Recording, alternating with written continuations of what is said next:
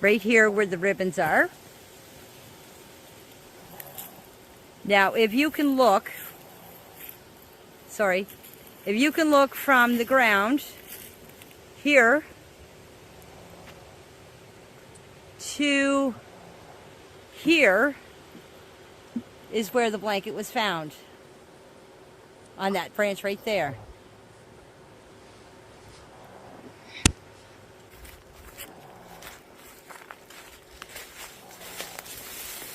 And this is the exact branch. So way higher than 5 feet in the air. It's actually over my head, so it's probably 6 feet. That one right there. It's draped over that branch. Welcoming everyone. Sorry, I'm a little bit late this morning. This cracked me up. I saw this. I thought it was very funny. So true, Kathy. I was a little bit slow this morning. I forgot to upload all this blanket stuff, so I was doing that, and then I realised I hadn't actually got myself any Pepsi Max to get me through the live stream. So I've just been chasing my tail for the last half hour, really. Welcoming Callie, Charlotte, Ariel, Ernestine, good to see you in here. Kathy, Camilla, if you are in here. So as you can tell, part of what today's thing is going to be about is the blanket. I've got a few things that I want to go through before I jump back onto Daniel's interview on Sunny. I know Malaya is the big topic of conversation at the moment. I did my big live stream on her already, and basically I'm breaking up that interview now to do a thorough deep dive. I did have one queued up to work on yesterday, and things just didn't. It was one of those days, I think. So I just ended up calling it quits and making a video, one of my other videos, from members to public, and just went, yeah, whatever. Welcoming Deborah, good to see you in here. Now, some of you have probably noticed that I put a bit of merchandise on my channel, just for shits and giggles, really. Currently, I'm trying to look into, I'm trying to see if there is also a Canadian alternative that I can simply link in my channel. Because apparently, if you order them from Canada, you get tariffs whacked on. I went with that particular shop because it ships globally.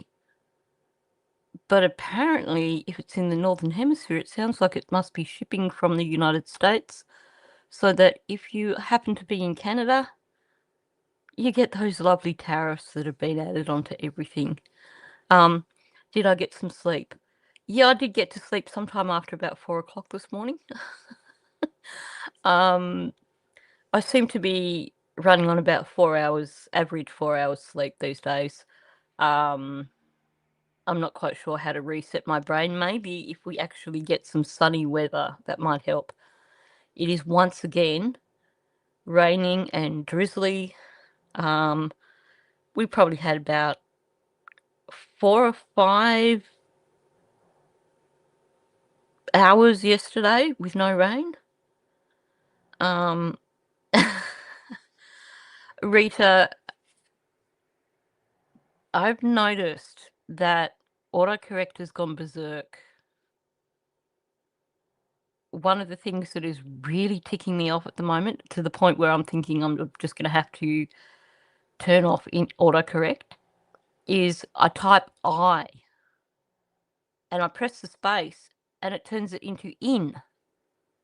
And I go back and I delete the N and I press the space and it turns it into in again. And I'm like, for frick's sake, you don't know what I'm trying to type. Let me type. So I have noticed that autocorrect has just kind of gotten a bit of attitude lately.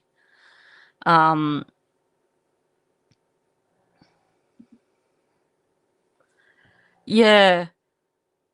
It was a bit of a I felt a bit like Mackenzie Sharilla. I half expected her to turn around at the end of the interview and say to Cheryl or someone, "Did I put that across right? Did I say that right?" Look, there's obviously some trauma there. You could see some responses that were trauma responses. But a lot of it was controlling public perception. Yeah. Oh, yeah, me too. Unfortunately, I haven't even been able to walk the dogs, it's been that wet. It's just been this winter has been, and I think that's probably a large reason why I'm not sleeping, because this winter has just been wet, rainy, wet. That dry spell for 4 or 5 periods yesterday was probably the first dry patch in 4 or 5 days. It's insane, and I'm sure that's what's screwing with my sleep patterns, because normally I'm not too bad in winter because we get so much sun here. But honestly, if I could hop in the car and head north right now, I would. Oh, thank you, Bridgeman, for the jewels. Very much appreciated.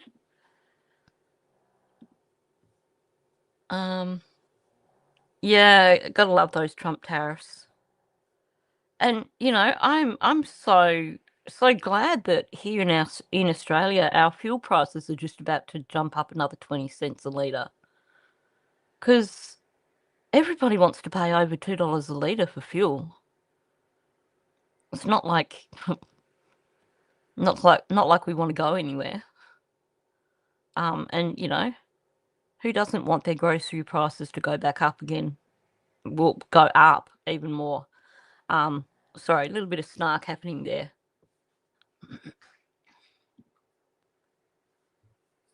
Yeah, she was doing a lot of checking.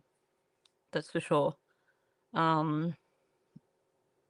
There was definitely a lot of looking to the side to see if things were landing. I have a lot of questions for Malaya. A lot of things that I'm not satisfied with. $70.2 per litre. That's not. That's. Well, it's still crap. But at least it's below $2. Hey.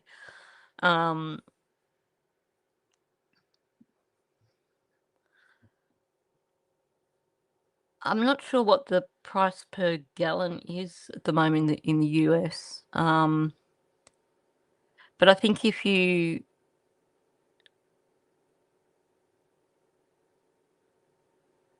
I think if you do the calculations, it's actually fuel is cheaper in the States at the moment. I may be wrong. And it's a while since I did the calculations. But I think we're all paying through the nose right now. It's oh yeah, we've ended up getting a really good trade thing going with Canada, though. Seems like Canada and Australia are really shoring up their trade deals and things like that. We're also really solidifying our trade deals with India, Japan, places like that. But yeah, it's certainly having an impact. $3.99 a gallon. I can't remember what that is in terms of litres.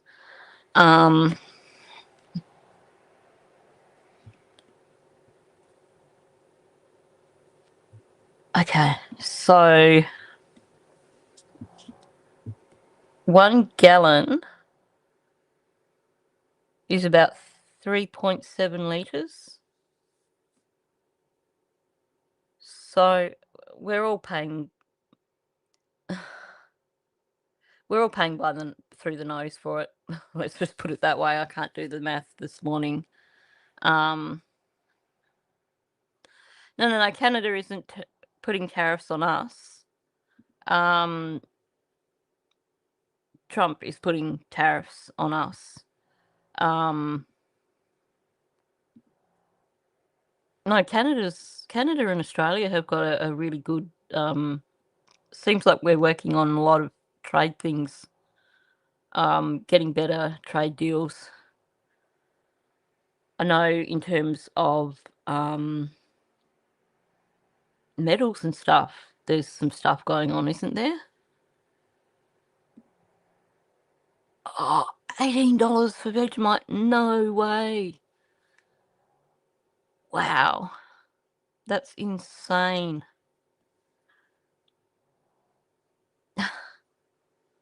I'd struggle.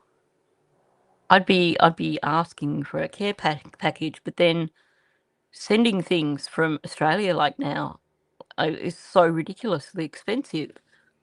I used to do, or used to try and do monthly giveaways with pendants that I make out of polymer clay, and I can't because I can't ship them to like Canada or the United States because it would cost me like $40-50 to ship.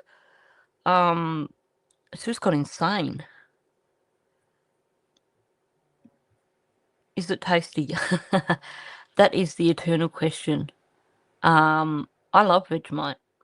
I love Vegemite on crumpets where you lather them with butter, and then you just put a nice layer, like, thin layer of Vegemite on top. It's tasty if it's done right. If you put too much on, it'll like make your brain explode because it is very salty and very strong. But if you do it properly, you do it with a decent bit of butter and you just do a really thin layer of Vegemite, then it's perfection.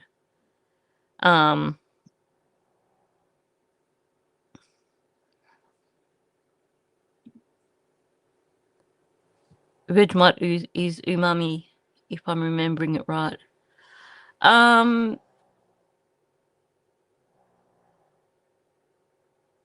my brain is trying to access the Japanese word in terms of umami. But are you trying to say yummy?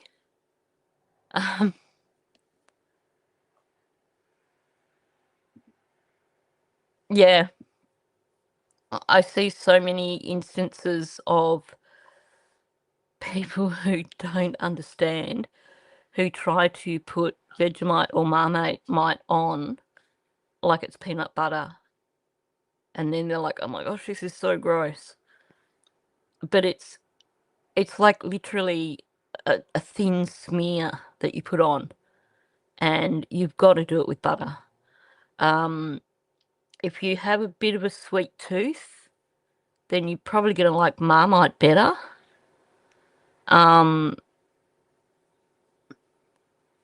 Yeah. It is. It has got that umami kind of salty, savoury flavour. It is very salty. Some people have said, look, if you like soy sauce, you probably like Vegemite. I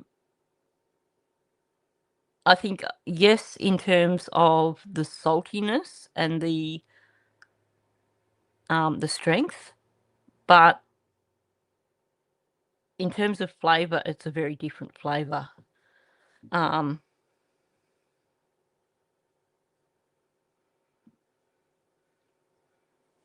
Yeah, you could do that. Blend it first with butter. But I think the best way to go is to basically put the butter on first and use that to just kind of spread the Vegemite in, because I think it is so thinly spread that if you tried to blend it with butter, you might still make it too strong. Thank you for the jewels, Terry. Yeah, if you don't like soy sauce, some people say you might not like Vegemite. But I think they taste very different, so I don't know. Really don't know. But definitely very, very thin layers. Welcome in, Mr. Hemi. I just saw you coming in. But for $18 on Amazon, if you haven't tried it and you don't know if you like it, I'd be not spending your money. Okay, so I just played that video, the excerpts from Janie and Daniel showing where the blanket was located in the tree.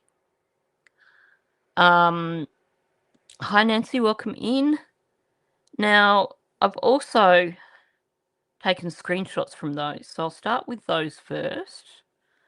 And I thought I had a black and white one, but I won't. Is Marmite like wow butter? I don't know. I've got no idea what wow butter is. I've never heard of it.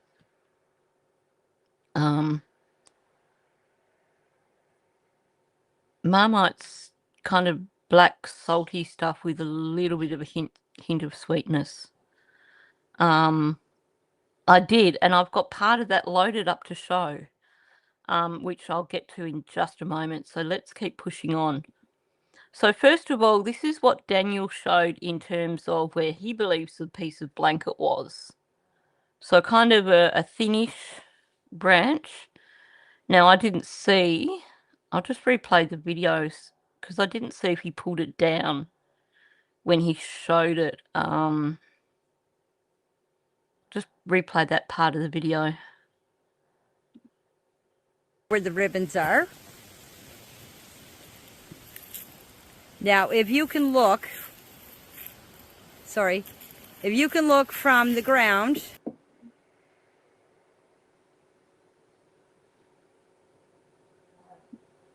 is where the blanket was found. On that branch right there. Sorry, we'll get to Daniel's bit in a moment. And this is the exact branch. So no, he way didn't higher pull than it 5 down. feet in the air. It's actually over my head, so it's probably 6 feet. Okay, so that's the branch that Daniel was pointing at. Now we know Janie was pointing at the spindly tree where the ribbons were, which goes back to what I was saying the other day in terms of the ribbons aren't on the spot where the blanket was. They're just marking where the yeah, save me. Sorry, hang on.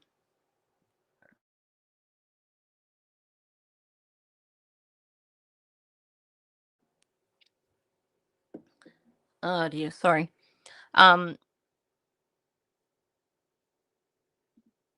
I couldn't find the exact one, and there was one on eBay, but it was in the United States, so if I was going to get it, it would have cost me over $100. There were ones that had the same like grams per meter in terms of the thickness and appeared to have the same material. But if you're going to do it, you're going to do it right with the right blanket. So kudos to Mike for that. Okay, so there's Janie's branch. There's Daniel's branch. This is the one that Daniel claims the blankets were on. The piece of blanket was on. Even though he points out that he never saw the blanket in the tree. Now, bring this up. Maybe Mike bought the one that was on eBay. I haven't looked to see if it's still there. Now, when you look at this, and I have put all three together, which I'll show you in just a minute, you can see that the branch that's going across under the blanket is much thicker, and it's not coming outwards. It's not pointing out like the one Daniel was pointing to. And it's in a deeper part of the bush, like it's got more branches and stuff around it. So let's look at those all together, if I can find it. Okay, so Daniel's looking at a branch that, when you look at the size of, when you look at the blanket, for starters, the big branch down below the blanket is thicker. It's more inset. There's far more like branches and stuff around it, like it's further in, closer to the trunk of a tree, I believe. Janie's, we can just discount that completely. When I looked over Janie and Daniel's videos, I could not see this location where the blanket actually was, which to me says that, given that at the time they did their videos, it was all the little shrubs and bushes on the side of the road had grown up quite a bit. It does make me think that Hayden is correct in saying that it was about 3.5 foot off the ground, because in the location of the markers, it wasn't immediately visible. So to me, that says that it is lower down. Yeah, Daniel is literally beating around the bush. I think he's looked at the picture and he's gone, oh, look, there's a branch that goes sideways. That must be where it was. But there's no way that we're looking at the same location. Oh.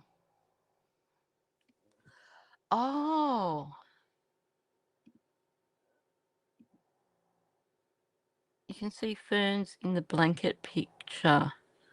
Let's just bring that up on its own.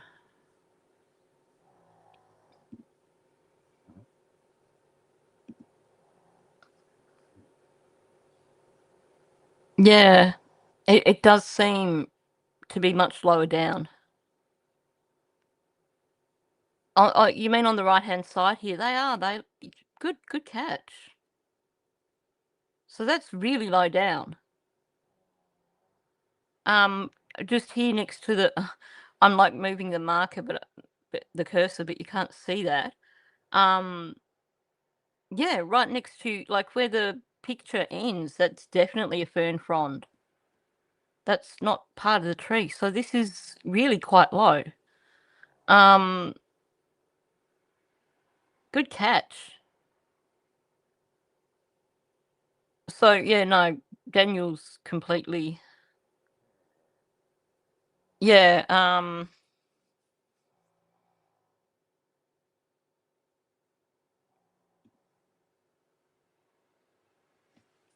yeah, most ferns don't get more than about a foot or two.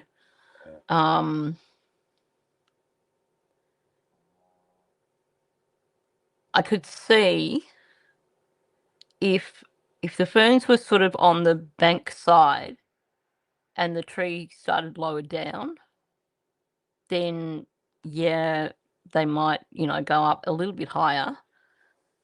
But you're really not going to get, this is not going to be more than 2 or 3 feet, that's for sure.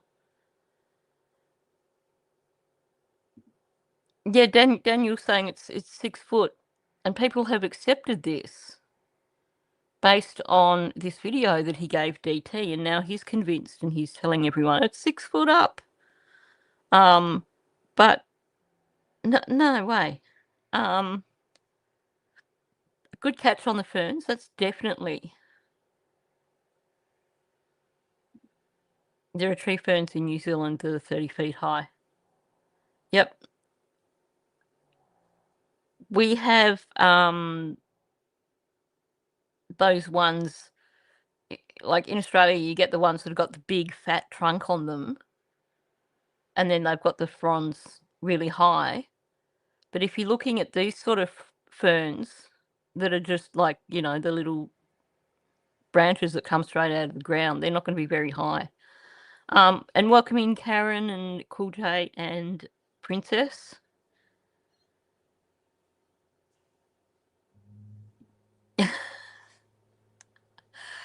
True. It suits his narrative for the blanket to be 6 foot off the ground. And yeah, there's definitely no ferns in there. Thank you for the jewels, Carrie. Very much appreciated.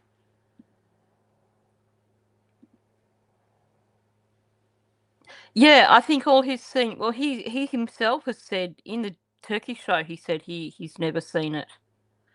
I'll put that back up. He said when he was talking to the other Daniel that he's never seen it. He didn't see it in the tree. So he's full of it. Welcome in, Brookie. Good to see you. Yeah, that's the whole thing with his narrative. He needs it to be 6 foot up in a tree because 3 foot is too low for him, for his narrative. So I think, I think we should be going back towards looking at what Hayden said as opposed to what Daniel said, because certainly the location Daniel is showing is definitely not the location of the blanket. And you are so correct about those ferns, which I hadn't really paid attention. I should have done. I know. That was one of the first things that stood out to me when Angela said, and the pieces were in the bin, and she's like, yeah.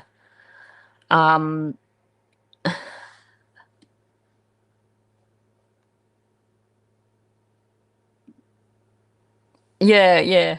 He says where it is. Just play that little bit again. He sounds so very confident. Over that branch.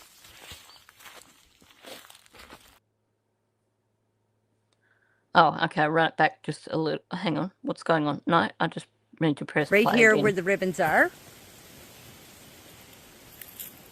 Now, if you can look from the ground here to here is where the blanket was found. On that branch right there. Yep, Janie, sure it was.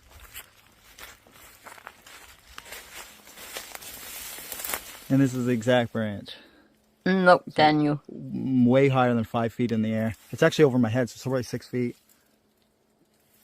That one right there. It's draped over that branch. Yeah, see, I reckon it's even below, like where he's showing.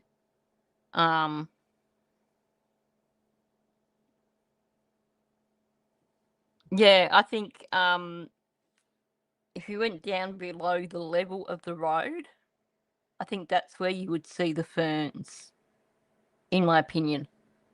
You've got to be kidding me. Sorry. Please tell me there's not going to be that buzzing noise outside my window for the entire live stream, because it's driving me nuts.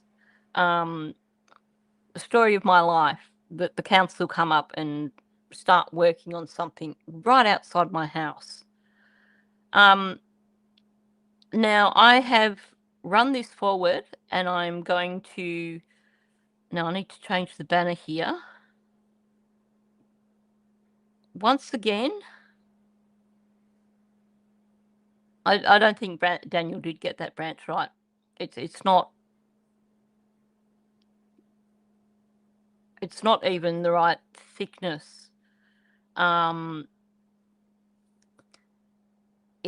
There's far more bushes around it, and there is the bracken. You can see bracken on the right hand side there.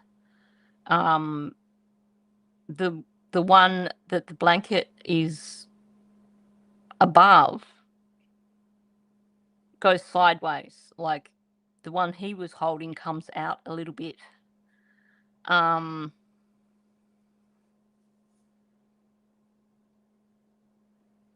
It was draped over an evergreen tree, and Daniel points to a maple.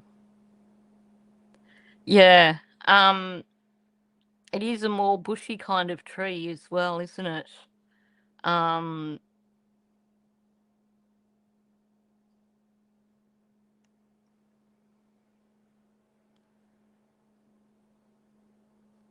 Looks like a different kind of tree. Picture looks like a conifer. This tree looks like leaves. And how was it that Hayden described it? Just give me a moment.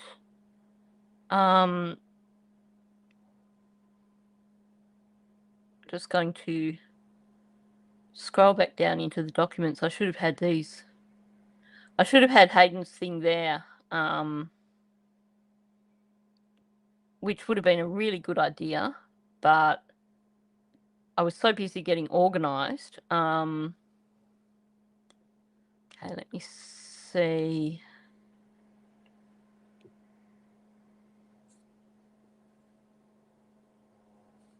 That's not that. Okay, getting there. Hang on.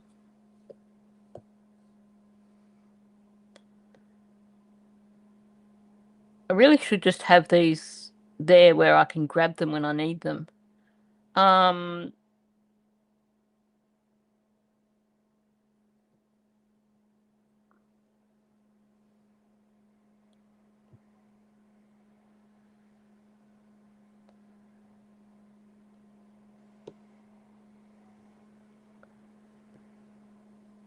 Okay, I can't find it here, but certainly the way it was described in terms of what Hayden saw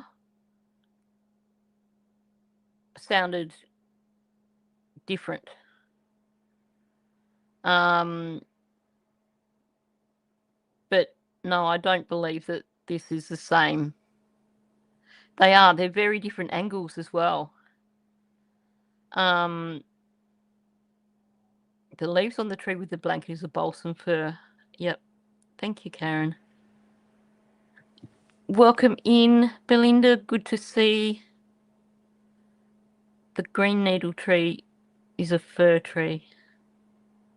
Yep. Fir tree and then a deciduous tree. Yeah. Hayden said 3 to 3.5 feet from the ground. And the type of tree was named as well, but I'll be buggered if I can find. What have I got here? No, that's not that either. I thought I had the things in a folder, but now give me half a minute. I'm just going to... My battery needs to be changed on my iRig. I thought I'd changed it. Sorry.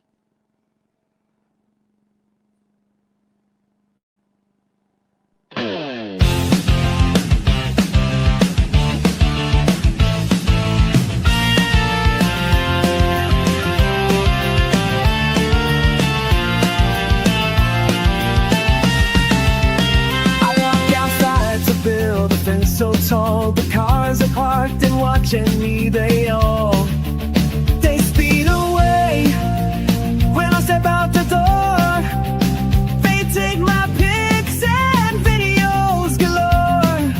Drones are buzzing high above my place, yet none appear online to show their face. No one sees my mark making the ground.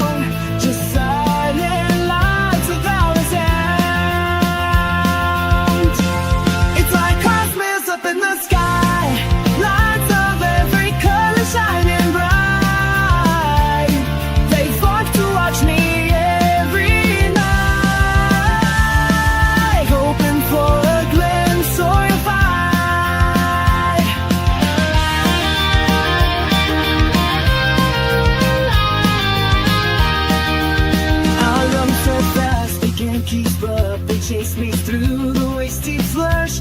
Every night it's all the same. Do they even know my name? It's like Christmas up in the sky, lights of every color shining bright. They thought to touch me every night, hoping for a glimpse of fire. In my mind the drones are friends, red and white and blue they blend, watching out to keep me safe. But who's behind this endless chase?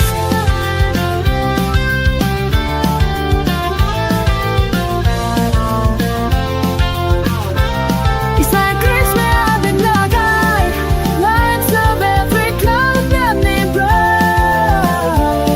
They fight to watch me every night, hoping for a glimpse of fire. Okay, sorry about that. Ironically, I did actually invest. Hang on, still fixing things. I did actually invest in in some really good equipment, and for some reason my MacBook won't recognize it, so I'm still stuck with a cheapo iRig, which was only like $120, and I think I need to buy new rechargeable batteries for it because they're dying quicker. Welcome in, Chelsea. Good to see you here. Just read people's comments.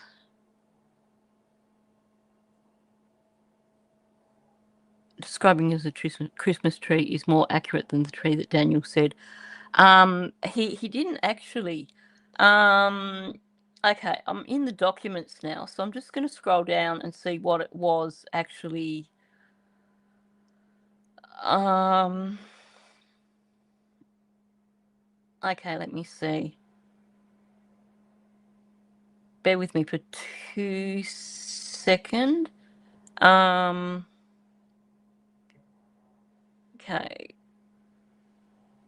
They came out of the woods, said they saw the pink blanket.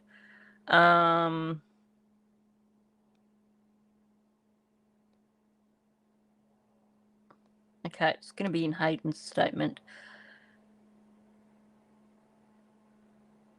Hayden said it was a blanket on a branch.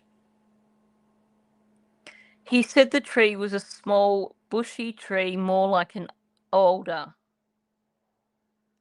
Well, it's certainly what Daniel's looking at is definitely not small and bushy. I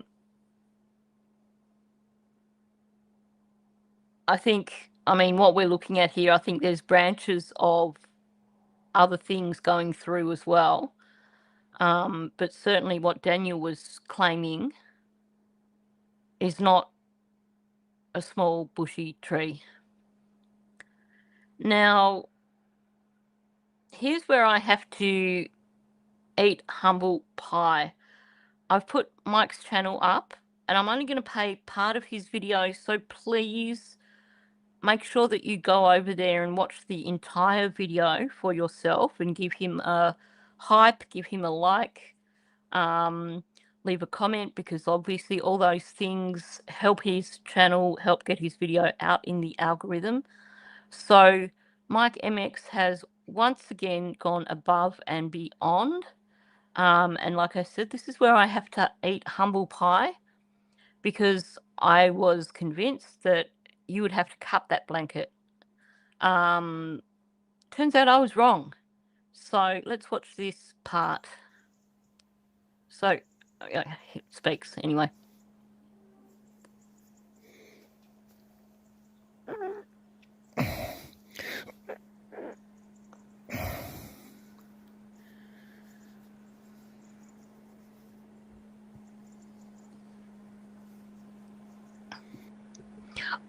I'm just going to say, Mouse would deal with this really quickly. Just looking at the way Mike is manipulating the fabric, the trick is, and this is something that Mouse has taught me. What you have to do is you actually have to suck on the fabric for a really, really long time until it gets really, really soft. And then you can get your teeth into it, and then you can rip the crap out of it. Mouse knows this because he did this with my doona, or duvet as people call it. He has done this with countless doona covers. He has done this with several dog beds, and he's done this with his Beanie Boo toys, because one of his favourite toys is the big eyes that are in Beanie Boo toys. So he likes to be able to rip the eyes off and play with them. So let's keep going.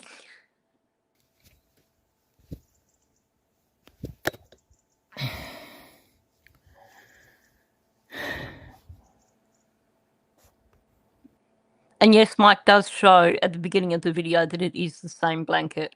But like I said, I would prefer people to go and watch the entire video themselves rather than me play it on here and then people go, I don't need to go over. So please do make sure you go to Mike's channel, give him love, hit like, hit hype, share the video,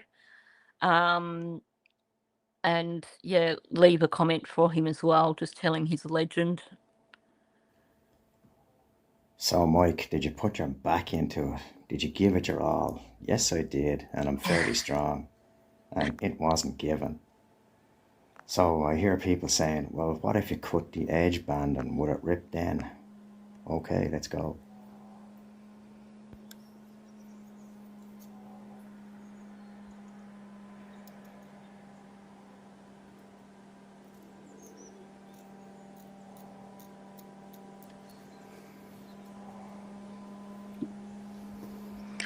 %100%.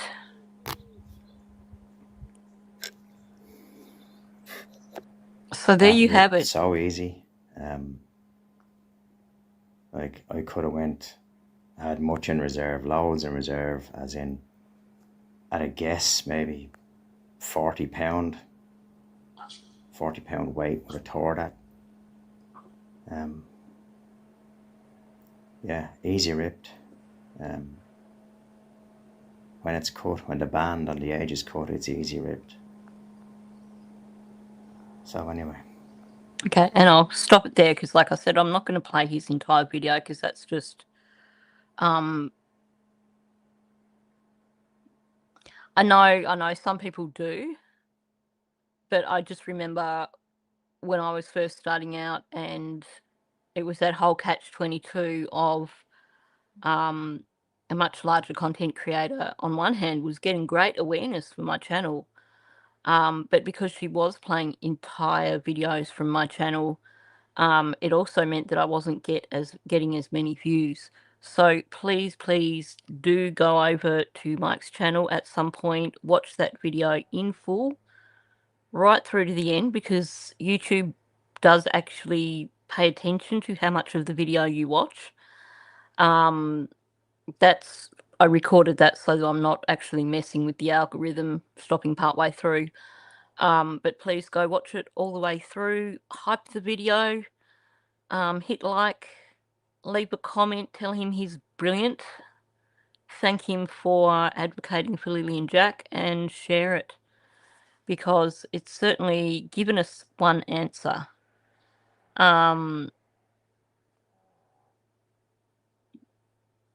Yeah, certainly, and welcoming Carla. It's interesting though that Malaya didn't correct Angela when she said about it being in the bin. Oh, they're gorgeous at that age, aren't they, when they're sucking on everything? So a huge shout out and a huge thank you to Mike for not just doing this, but also going to the expense of purchasing an identical blanket so he could get answers for us. Now,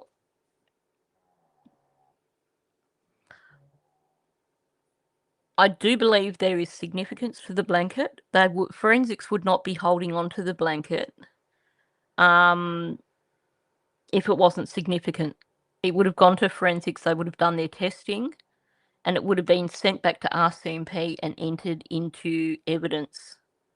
So the fact that they are holding onto it at the forensic lab means they're holding onto it for potentially for future testing, and for preservation of any additional evidence that might be on there. Whoops. Yep. So it could be ripped, but you had to actually cut the binding first. Certainly not ripped by accident. The binding is, I believe, Mike will have to tell us, but I believe that the binding is quite strong, is quite well sewn on.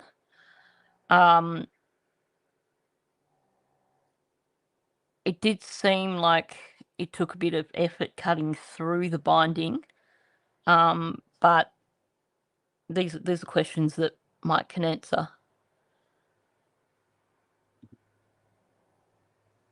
You would think that, wouldn't you, Belinda? I think he didn't think it through logically. So that video that I put out with all the clips about the blanket, he was telling the news media straight after the information came out about the blanket, he was showing them the bin down by the road and inferring that that's where the piece of blanket had come from.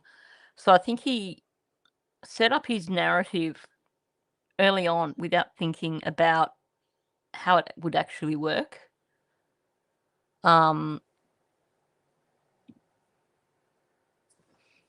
Yep.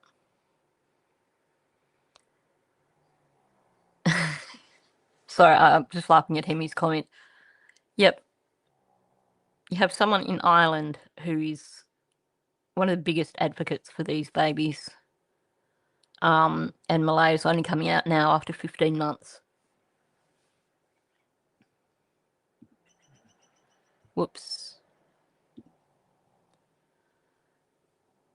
Why did Malaya give different answers in the Globe and Mail article versus the CBC interview? Both were done on the same day. Oh, did she? I read the Globe and Mail article, and I did screenshots that I was going to do as a video. But then I looked at it and I thought that it sounded very much like what had been discussed with Angela. So I need to go and have another look.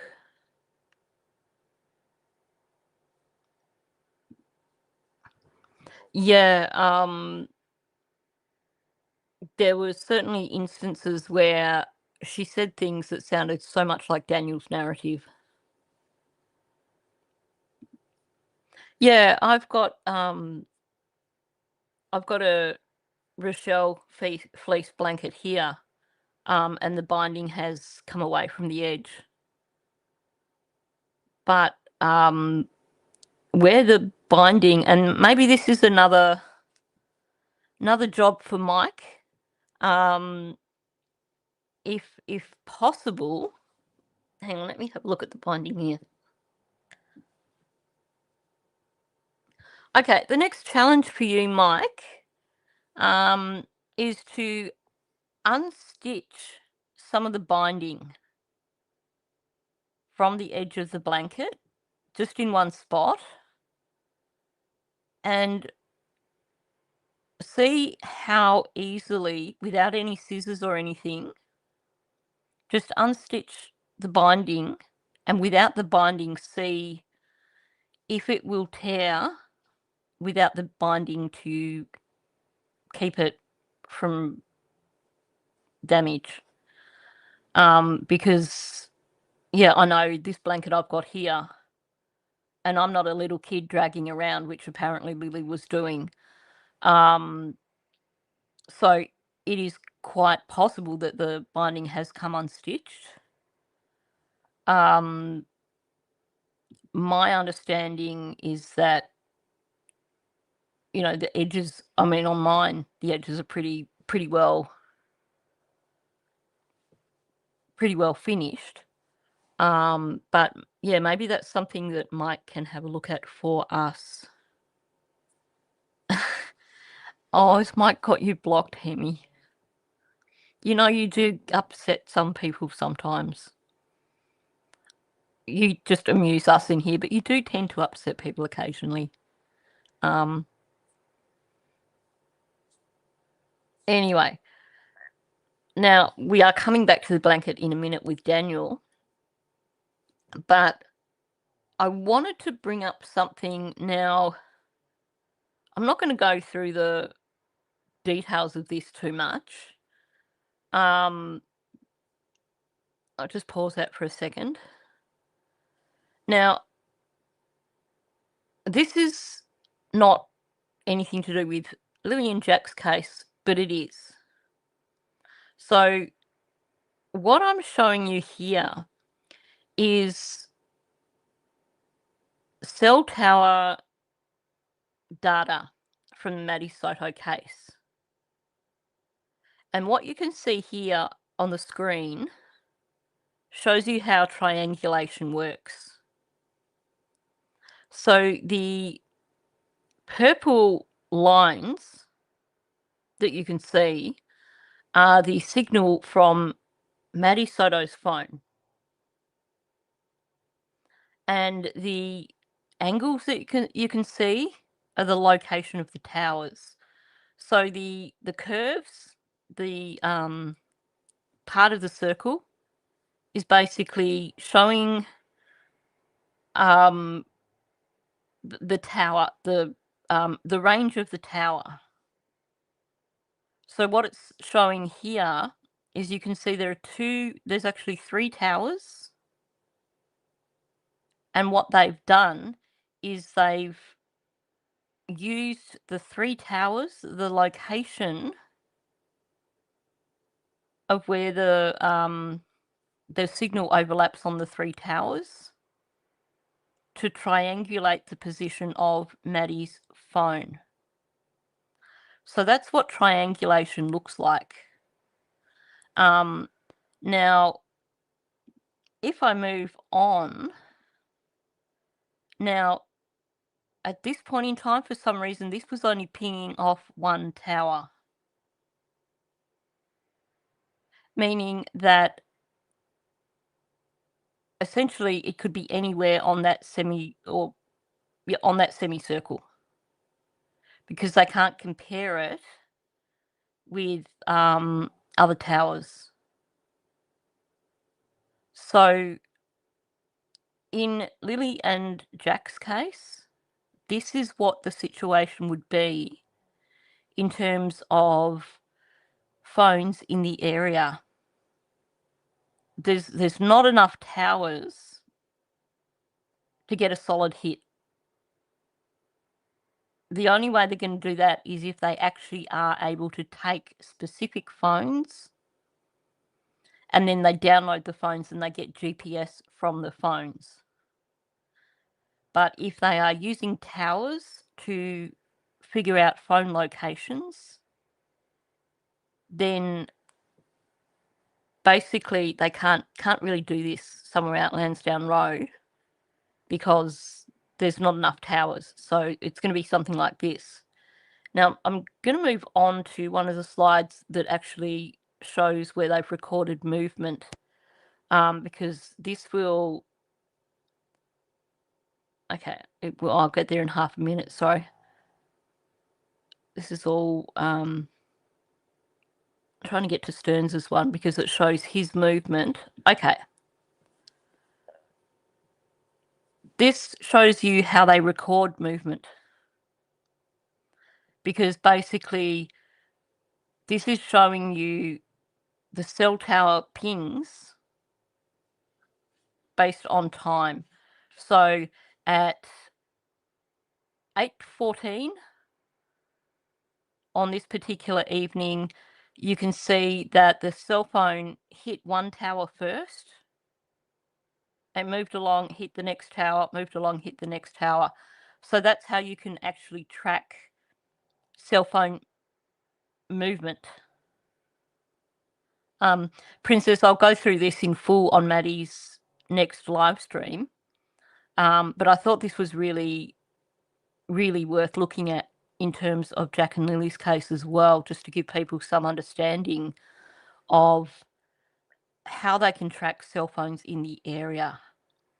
But again, this one where we're looking at, and we can see the cell phone moving into different areas, hitting on different towers, and we can actually track its movement through the different towers.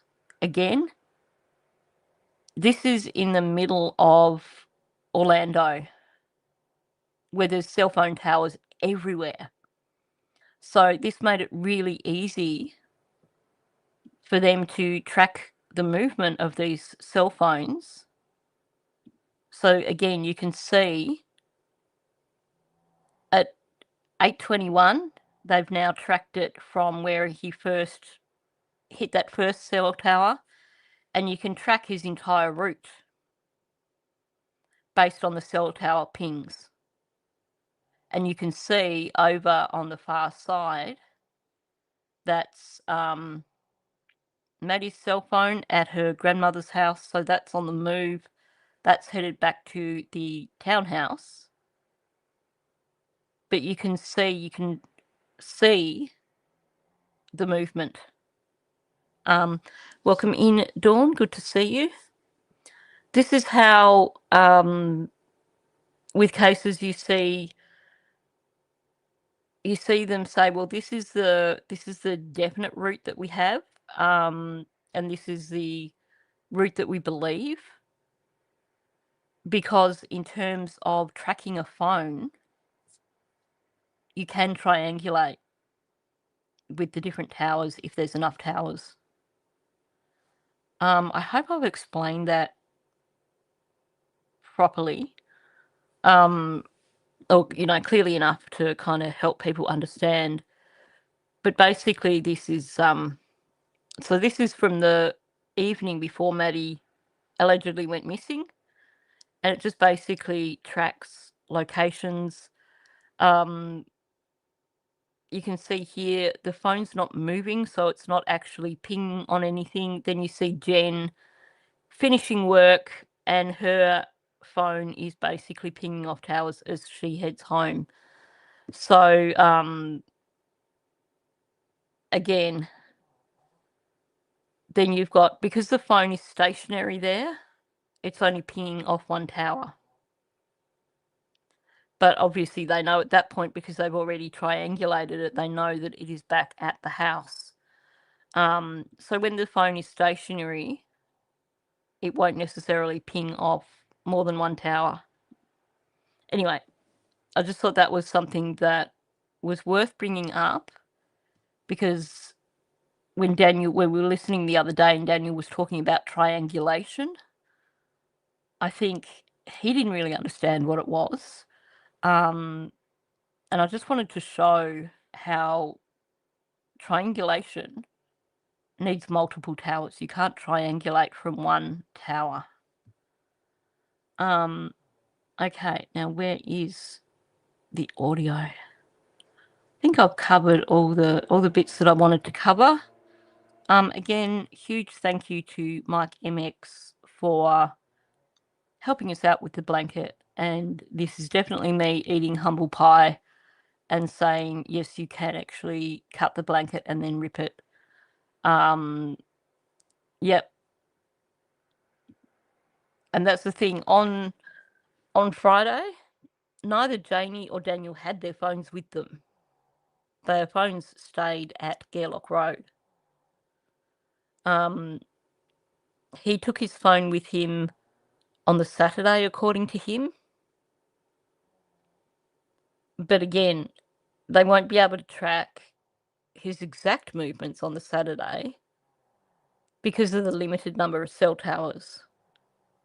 However, like I've said before, I believe that with the amount of footage they have from helicopters and drones, that it probably doesn't matter that he didn't take his phone with him on Friday and Saturday, because I would imagine they probably mapped out a lot of his movements for Friday and Saturday anyway, using footage from the drones and the helicopters.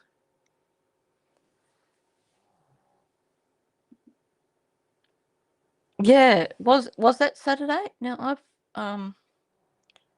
that's a good question. I'm going to, since I've got the document here already, I wish I could bring it up on stage. Actually, oh no, that no, that probably won't work. I'm not in the right. I'm still in Safari. I'm having problems with Okay, let me have a look. Scrolling through Malaya. And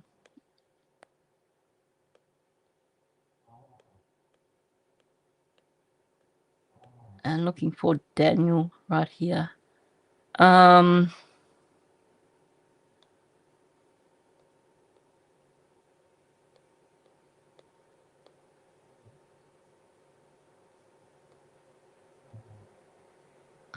Daniel talked about areas he searched on the first and second day. Yeah.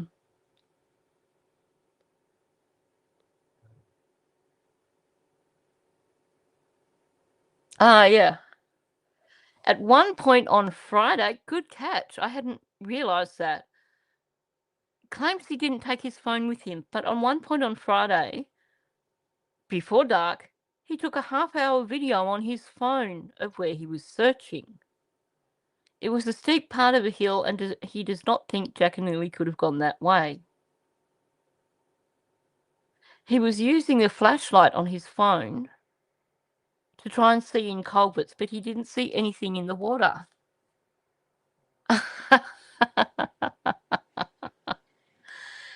He checked all the culverts when he was driving around first thing Friday morning, when he apparently didn't take his phone. Make that make sense. So true. That is so true. I really need to go and have another look back through the documents. I've focused so much on audio and stuff that I tend to just go and reference the documents when I'm looking for information. But I need to go back through Daniel and Malaya's statements, I think. Certainly now that Malaya's come back out. Yeah, he totally forgot that he told them he didn't take his phone on Friday. Didn't take his phone, but he filmed it. He used his torch to see in all the culverts, and he filmed a half-hour video. Yep. You're a winner, Daniel. You really are.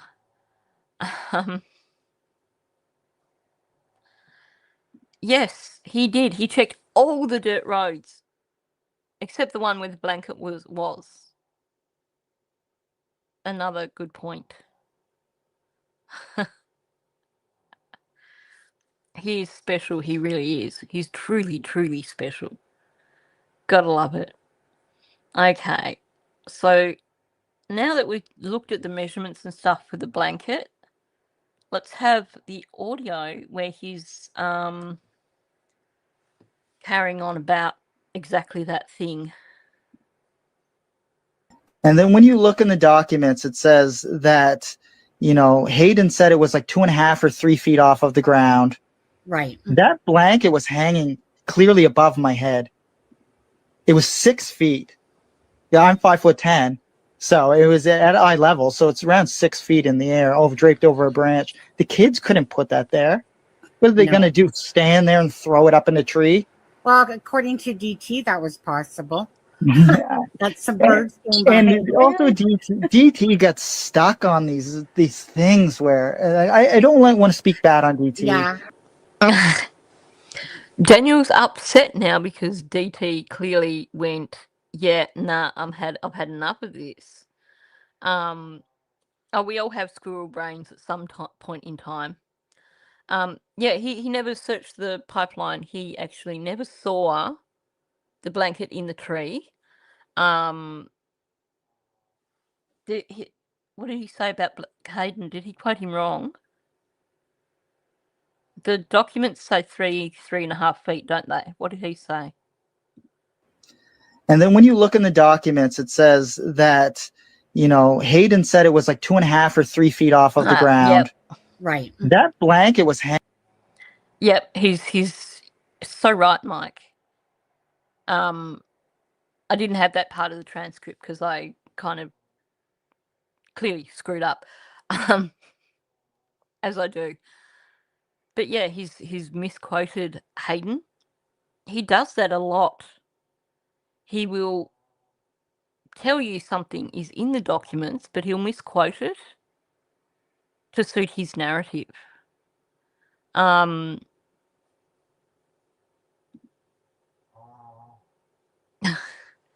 I know. So many inconsistencies, really.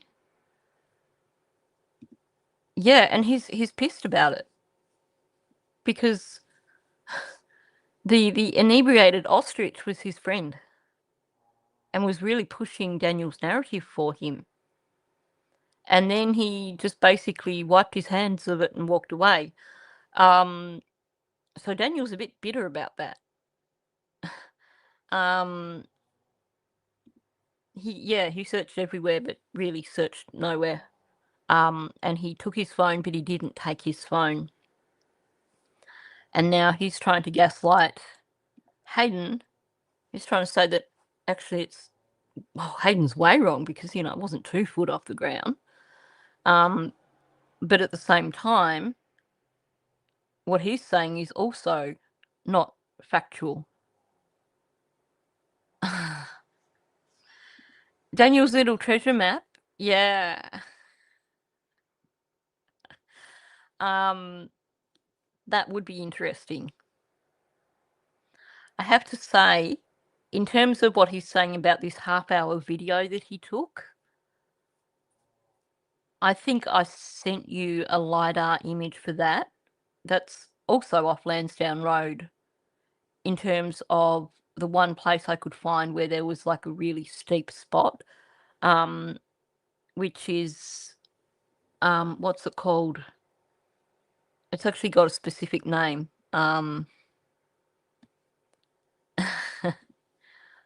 Yeah, to show all the areas that he searched. It probably is in the shape of a crack pipe.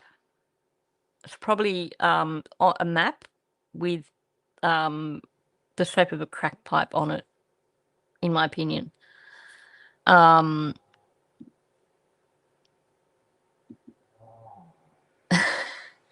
Yeah, that too, I think. I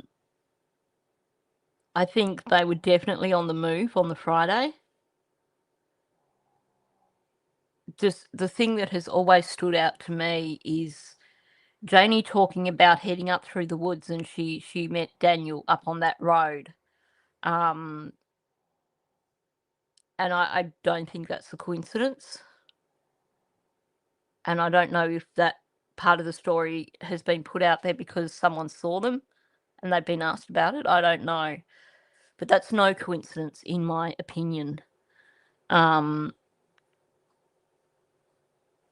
He told you about drawing the map as well. Yeah. Doesn't he say something in one of his conversations as well? Like, almost like he's drawn a treasure map or something crazy like that. The thing is, when you listen to his descriptions of searching on the Friday morning in Malaya's vehicle, they change as well. So his map would be very interesting. Yeah, the map would be more of a case of don't look here. But, I'm pretty certain that the RCMP have probably made a map of their own based on helicopter footage, drone footage. Yeah, under tree cover, they probably wouldn't have been able to spot him so easily. I think Janie and that out on the ATV would have been easier to track. but I do think they would have been able to spot him a lot of times in that footage.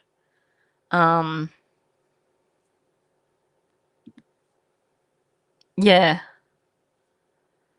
I'm still on private property in terms of where I think the children are.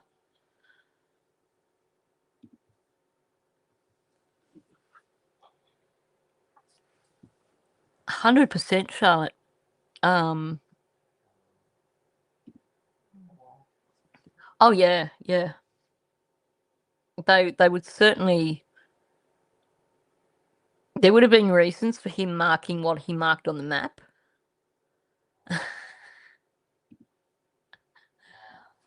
Yeah, he probably did do it in crayons. Actually, whoops. Maybe it looks like. Have I got that image on here?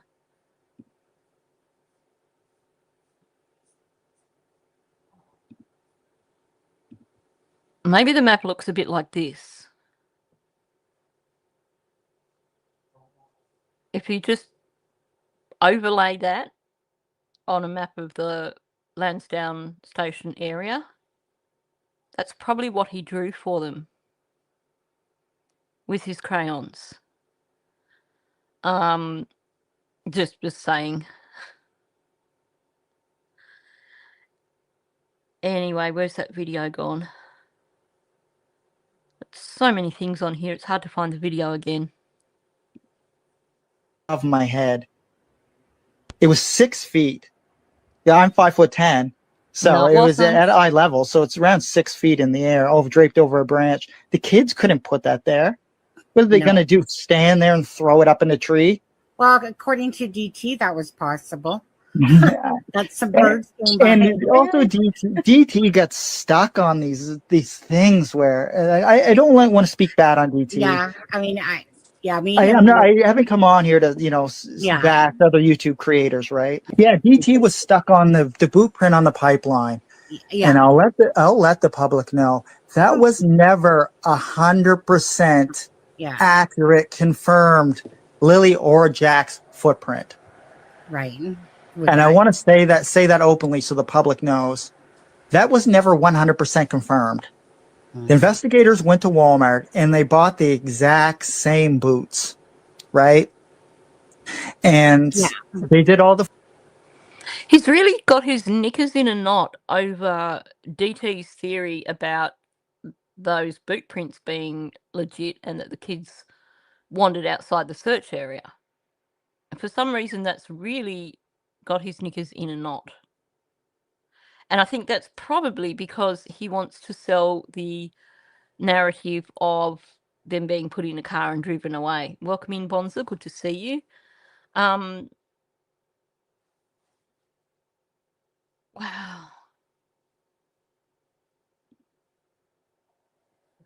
I kind of don't think of things like that as happening in Canada. It's kind of like here in Australia, you don't think of that sort of thing happening. But yeah, that is such an example where they basically used the chopper to track him. There's a lot of videos online that you can find that show footage of choppers tracking people. There was a case that I looked at in connection with Kylie Rodney's case because the same coroner did a report on that case. And the footage that was released, you can see the FLIR images of people inside a house.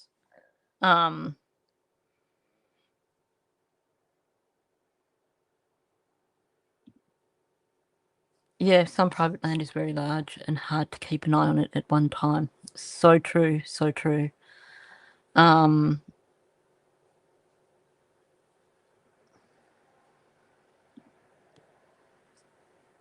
Yeah, I haven't looked to see what he's covering lately, but he kind of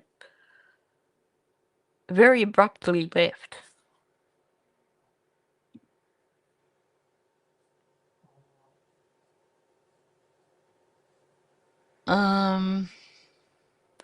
Oh, that's right, he did too, didn't he? he started talking about Pokemon on his channel. Because you know they bonded over Pokemon clearly.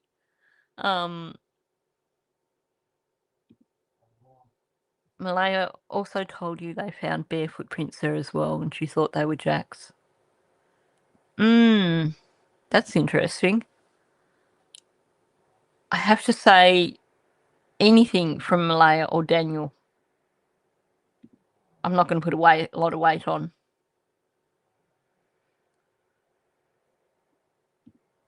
Oh, true. It was around that time, wasn't it, that Daniel's charges came out, and he kind of went, okay, I'm going to quietly exit left because I've been defending him.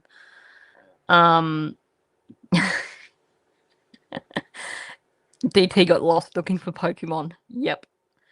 Yeah, look, you know, given that even in her interview, when Lindsay asked her about the blanket and mentioned it being in the bin, and Malaya's like, yeah, she kind of forgot that part of the narrative. Now, yes, Daniel is correct in terms of we don't 100% know that it's the same boot print. We just know it's from the same type of boot.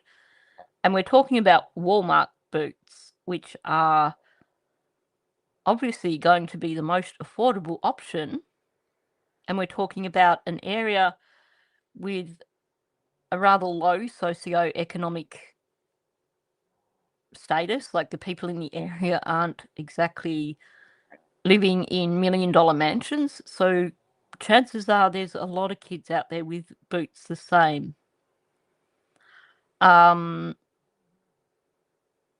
What they would be looking at, and this is why I think the boot print that Janie keeps talking about in the driveway, I suspect that the reason that there was a cast done of that was nothing to do with it having evidentiary value, but because they wanted to compare tread patterns with the tread patterns found on the Pipeline Trail in terms of, yes, the Pipeline Trail is from the same type of boot, but if you take a cast from the actual boot, you're going to see little teeny bits here and there that would identify it specifically. Like a little nick here, you know, in one part of the boot, or an indentation where a rock's been in it previously or something like that. So, yeah, and the wear and tear, a good forensic analyst will also be able to tell basically how the person walks as well. So there's so much that they could do in terms of comparing what they took the cast from with what was on the Pipeline Trail. Now, I don't believe that they are connected. But yeah, Daniel is correct in terms of we don't know about the accuracy, because it's something they would never tell us anyway. Forensic testing or on the imprints, and because they do it the way they do it is they check how deep the prints are. They have to check the exact tread, because each size of boot, even if they're the same boot, the tread size is different. And I'm very limited on like what I know on. I've never. You are very limited, Daniel. That's why I had to put it as the thumbprint, because just him saying I'm very limited just cracked me up so much. Yeah, and that's the thing. And they will know that. They will be able to tell from the positioning of, like, the weight and everything, the way it's there. Because a child isn't going to just put their foot down, the entire foot all at once. So, you know, you're going to have a launch spot, and you're going to have a landing spot and a launch spot. you're going to have different, different levels of weight in different areas. Yep. Footprint expert. I know it is a rare nanosecond of self-reflection. And I think it was something that had to be acknowledged.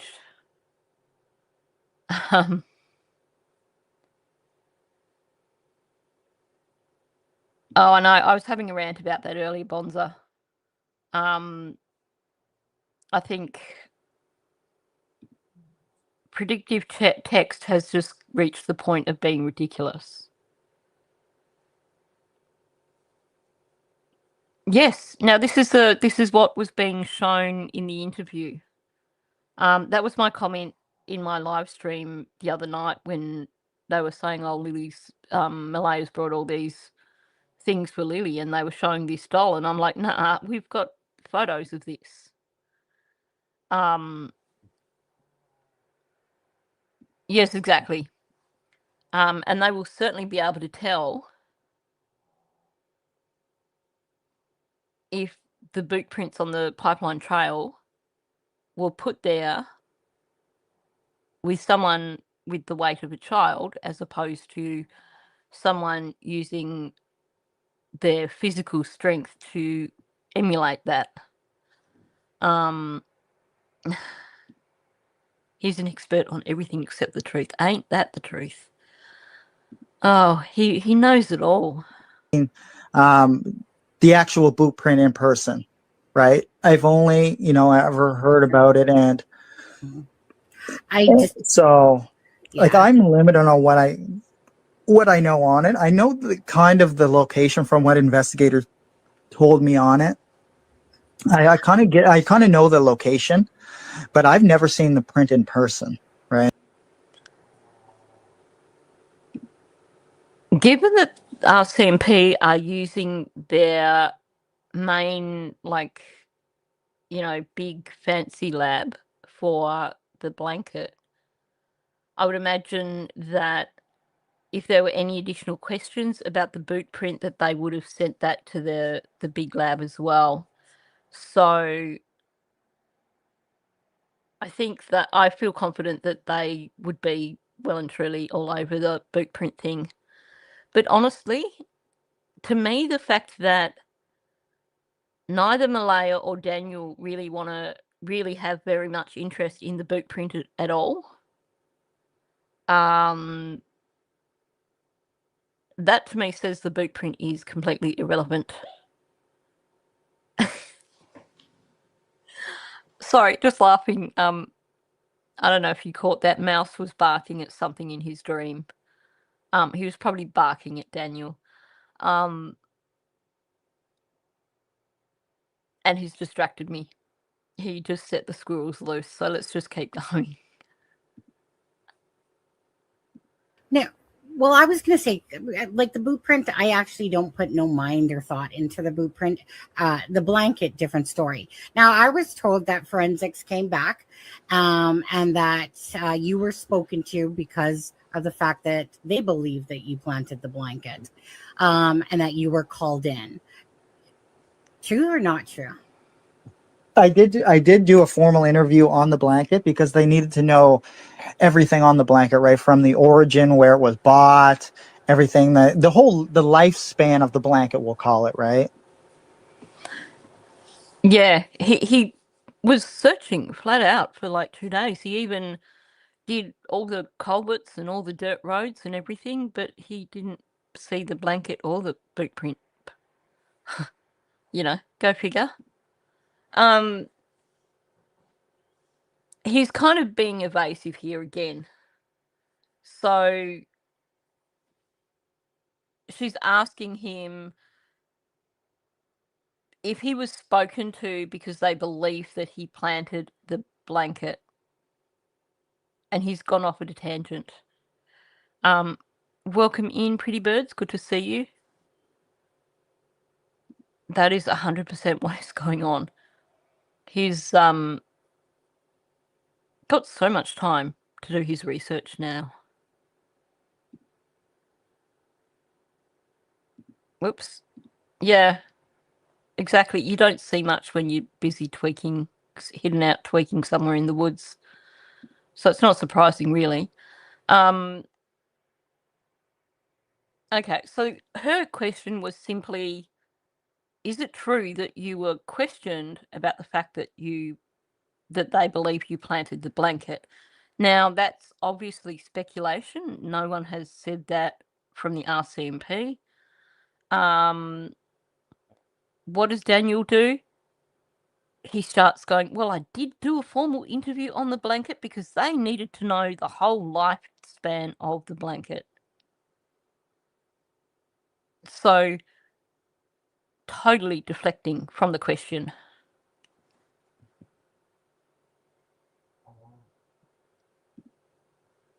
And so this is the thing. I felt that even in this interview with Angela, she was still covering for Daniel. Does she really believe that he was searching for those 2 days? When she told you that, does she really believe that? Because I don't think so. I saw a lot of reactions in that interview that certainly make me think that she knows what happened to her children and that she's traumatized by what happened to her children. She spoke kindly of him on Saturday.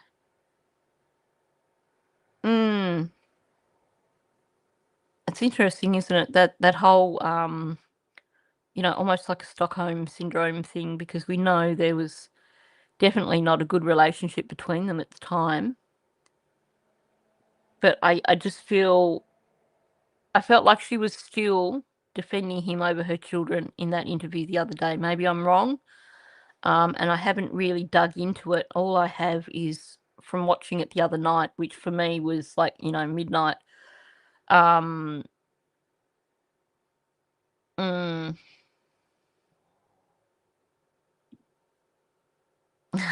Yeah. It's amazing what he can and can't remember. That's for sure.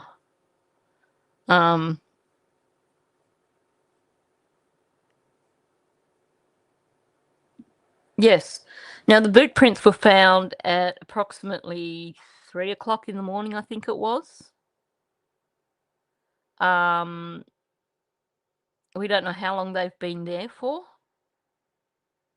There was no scent. The dogs were there for, if you listen to this dispatch, the dogs were there for 4 or 5 hours going over that entire area where the boot prints were found. As soon as the searcher found the boot prints, the dog handler went in, and it was something like 8 o'clock in the morning that you hear them asking to be picked up again from the area. So, no trace. That they weren't there.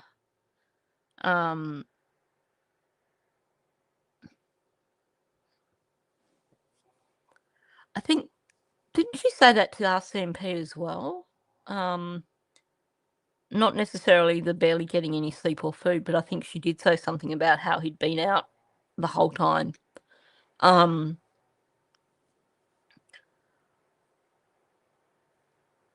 I can't go beyond thinking that it was a constructed narrative between them. There's too much we in their statements. We did that. We did this. Yeah,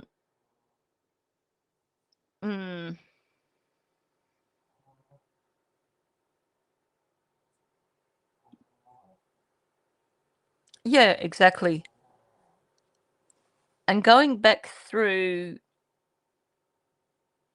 I think it was going back through Cheryl on Hidden in the Fog. I actually think that on the Friday,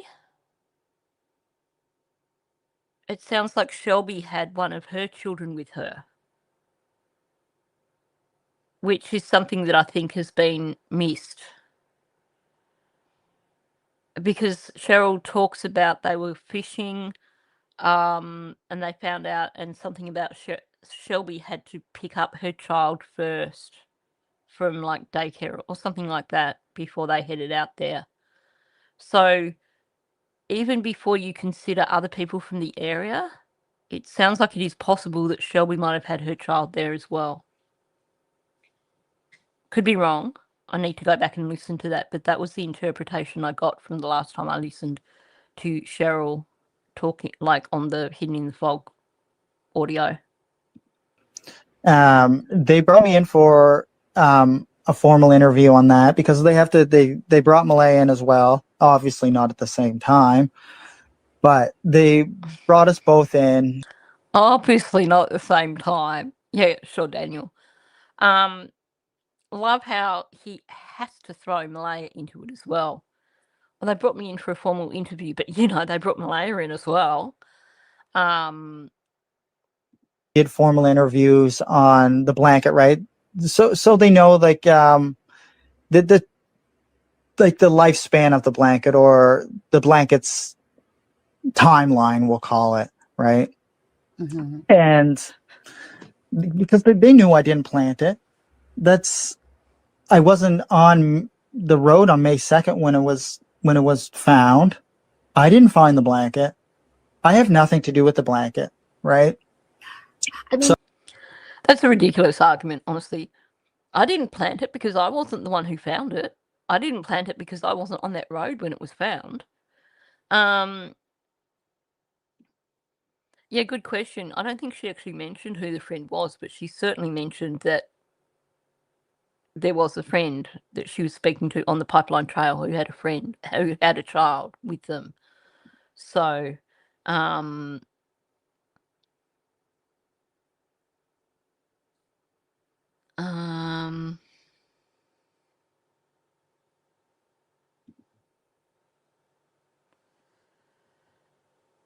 I think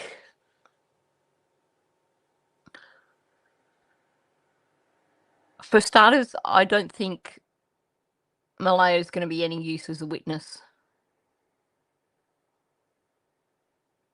I can definitely see there's trauma over the children going missing.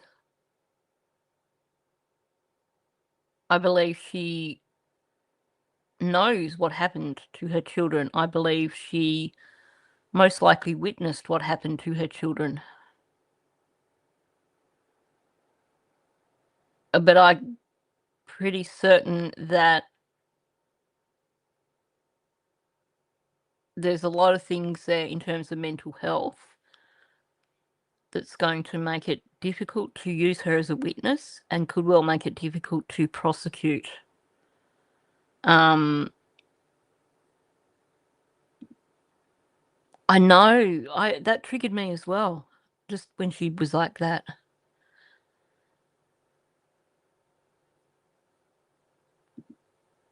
No, there's one moment in the interview when you get an extreme trauma reaction. If you've watched my coverage of the Biddy Porter case,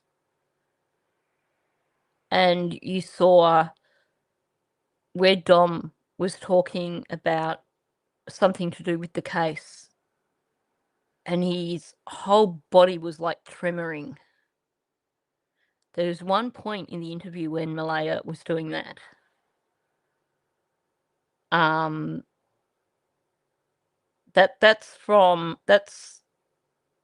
That's a different sort of trauma. That's really acute trauma. That's not from a coercive relationship. That's from seeing something or knowing something that your brain cannot process. Oh, right. Yeah. Oh, so you are saying what yeah. That one moment in the interview has me convinced that she either saw what happened to them or she saw them after they were deceased.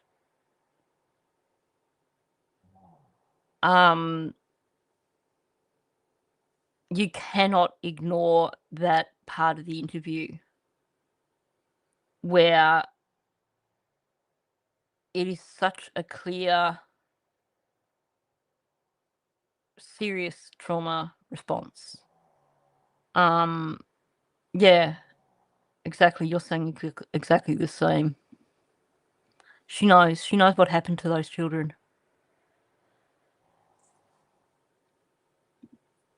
Oh, look, yeah, definitely.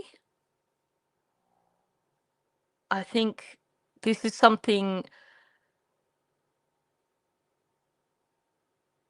the way she spoke about her trauma in the interview was very wooden. And I think that's not coming from anything to do with this case. I think this is something that has been part of her narrative for many, many, many years. And she's applied that narrative now to her interview, which is why it doesn't seem to gel. I need to, I'll have to for my next live stream, or when I'm doing my discussion, my in-depth one with Malaya, I'll have to bring up Dom's interview when he's talking about his trauma to show you the difference. Because to me, it wasn't even dissociation the way she was talking about the trauma. It was a well-used narrative, I think, that's been pulled out a lot in the past. And I think she's in giving that part of the narrative, she's switched off any thoughts about Lily and Jack, about the case, and she's just gone back to something that is something she's used to saying. I'm not sure if I'm explaining that very well.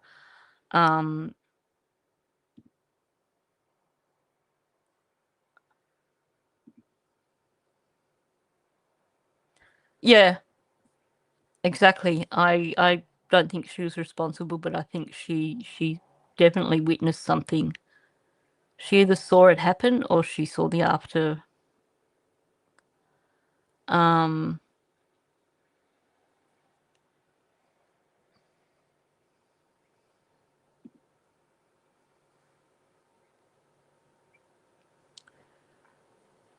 Yeah.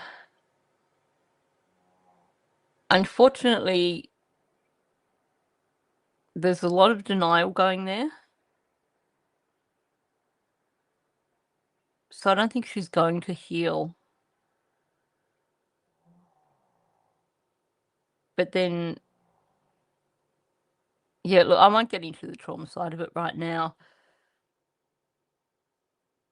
But right now, while she's... Yeah, no, I won't go into it right now. I need to be careful how I discuss that side of things.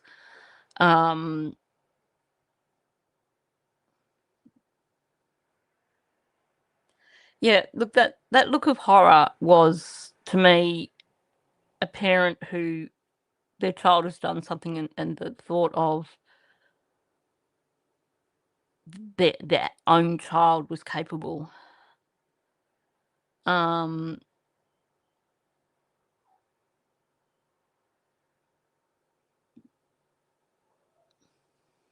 Yeah.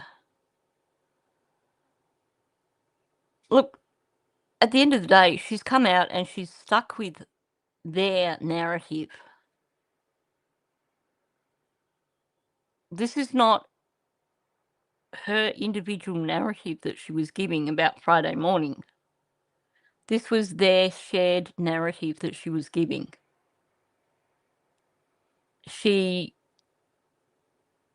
was basically the only way that she could protest her innocence was to turn around and essentially stand up for Daniel as well and portray him as being innocent.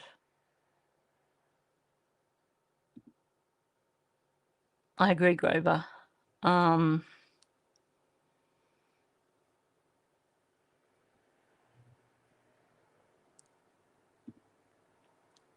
Yeah, I don't think it was premeditated.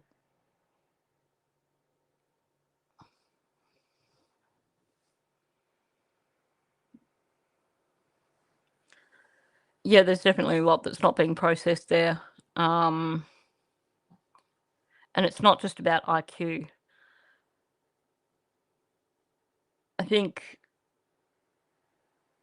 like I said, when I was watching it, when I was doing my live stream, it was like, around midnight.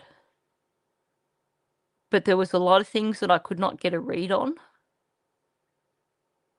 And I think it is because her mind's all over the place. Yes, there's so many.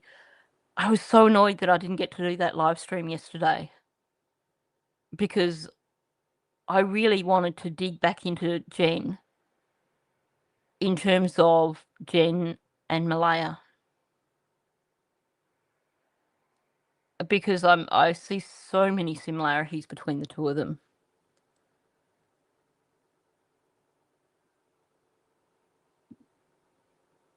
Oh, I have no doubt.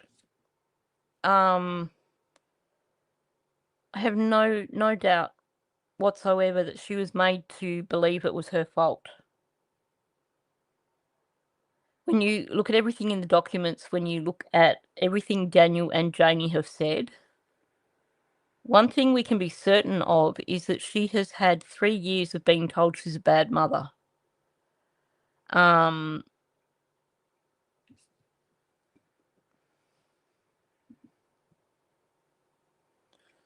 What we've got to remember too is that Daniel came out in May on Charmaine's channel and said that if Malaya speaks, he's going to weaponize what she says. And I suspect that a lot of her interview with Angela, I think that was probably at the forefront of her mind as well.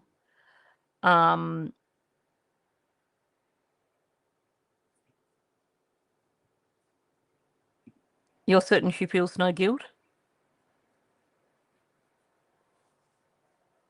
Is this from your like personal interactions with her and stuff? I've got reservations both ways.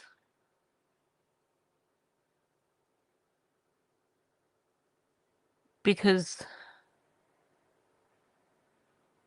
either she's very, very manipulative, or she's very damaged, or a bit of both. I thought that I saw guilt reactions in her, but I'm going to hold my thoughts on that till I can actually sit down and just go through it at my own pace, at, a normal time of day too.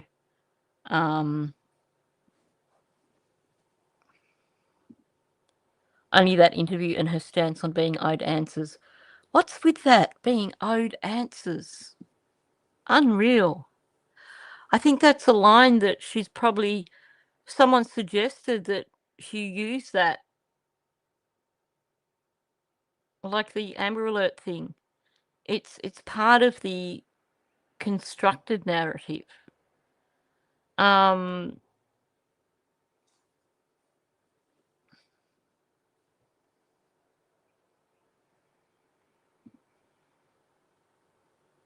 Yeah. Yeah, and I've spoken about that in past live streams as well. I believe, based on her background, I do believe Malaya does have complex PTSD stemming from childhood.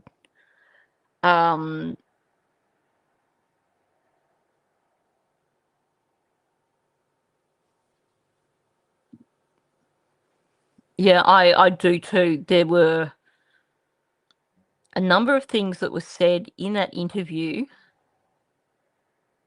that just didn't ring to me as being something that was coming from her.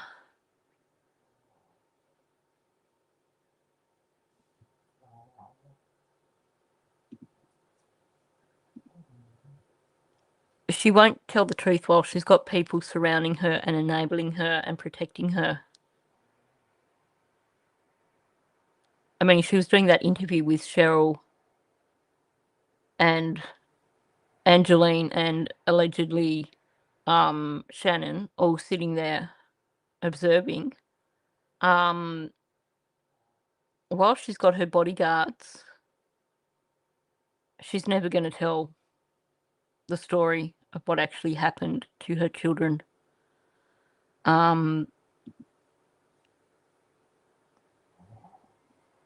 Even if she wanted to, I think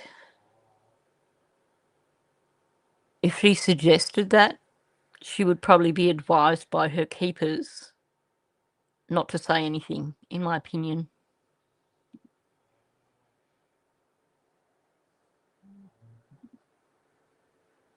Yeah, I think, I do think a lot of the script was written by someone else.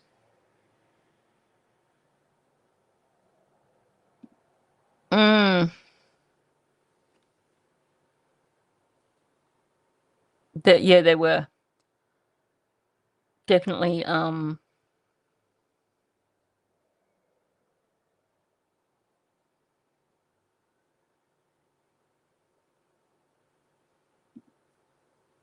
those same people don't know to believe her as far as I can see.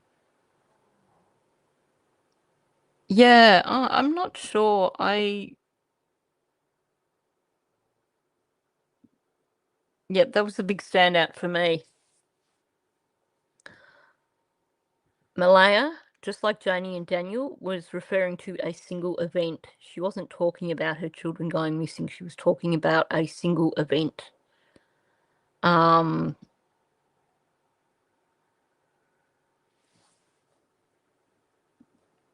The snark in her voice when she said that, well, they now know. Like, I've told them. To me, that was her saying, they now know my version of what I've told them. But it also sounds a lot like the sort of arguments that you hear from Shannon on her channel.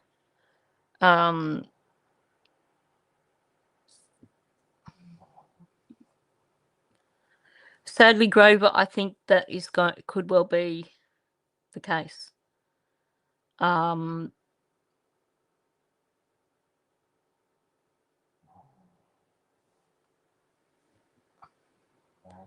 It's hard because there's so many things at play in that interview. But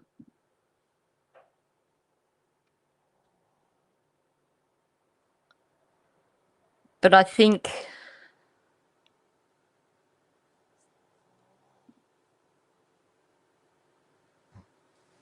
yeah, she was being very careful. She was being evasive.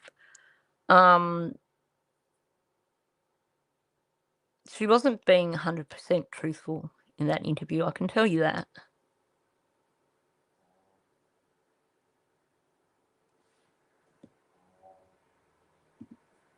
Yeah, I need to watch it back through and just pay attention to where the cuts are. I think it was, I can't remember who it was, somebody mentioned in the comment section from my live stream that there was one bit where it seemed like the answer she was giving didn't match the question, and that they might have cut that wrong.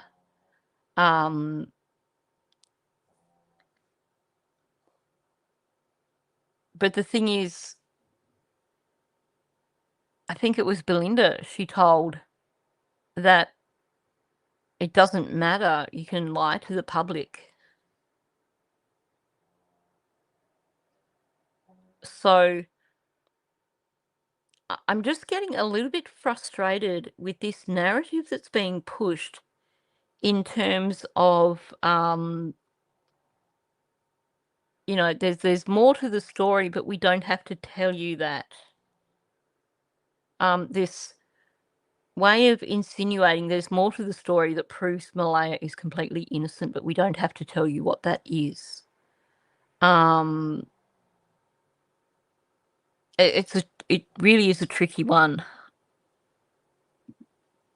But the thing that I keep going back to is her choices. They gave a shared narrative. And this interview that she just did, she went back to that shared narrative.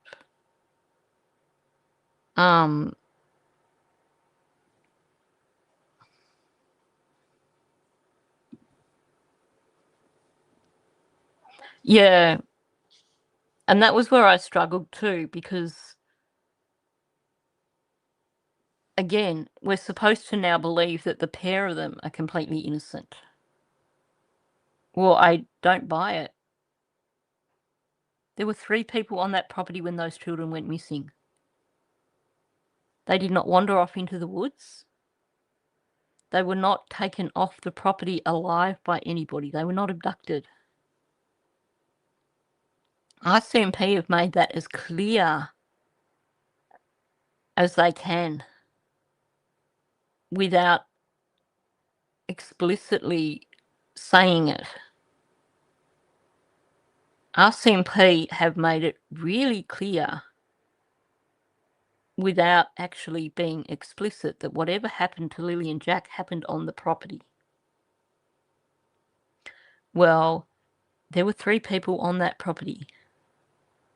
Janie, Malaya, and Daniel.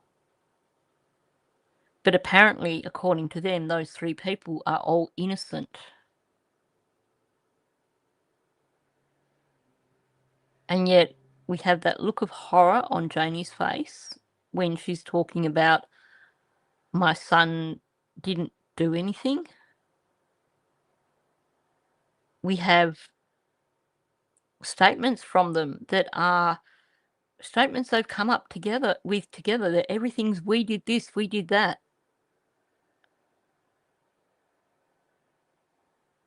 It's all an agreed narrative. Something happened to Lily and Jack on that property.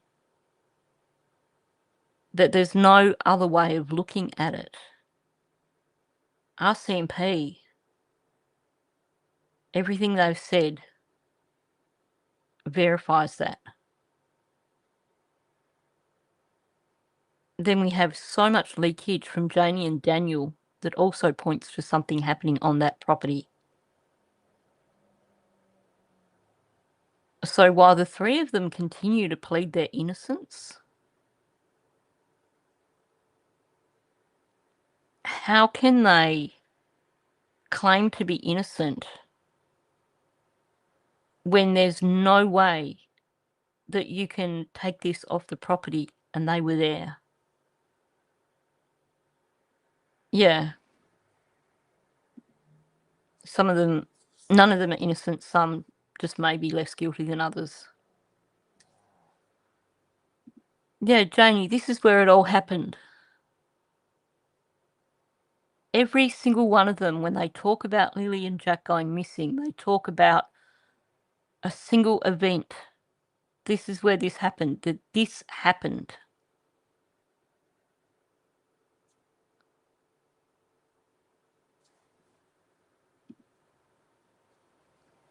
Yeah. The thing is, Malaya is in a position where the narrative has been pushed so hard of the children being taken off the property by someone connected to Malaya.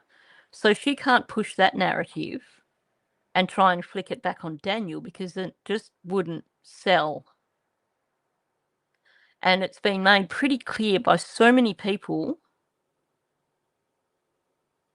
that there's no way that Lily and Jack wandered off into the woods. So the only option left to Malaya is to plead complete.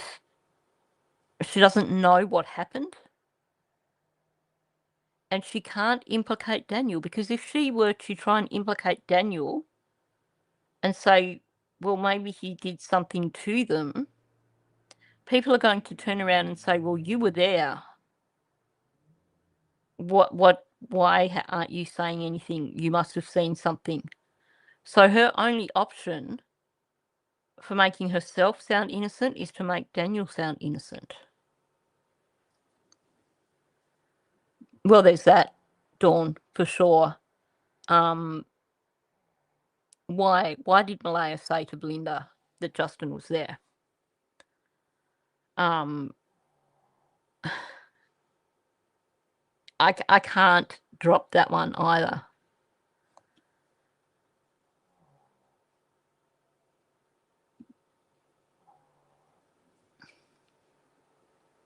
I think Janie has been very much overlooked.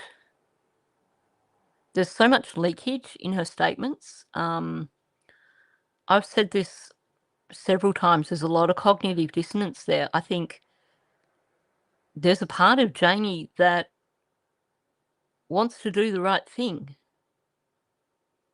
but then there's a part of her that has to protect her son.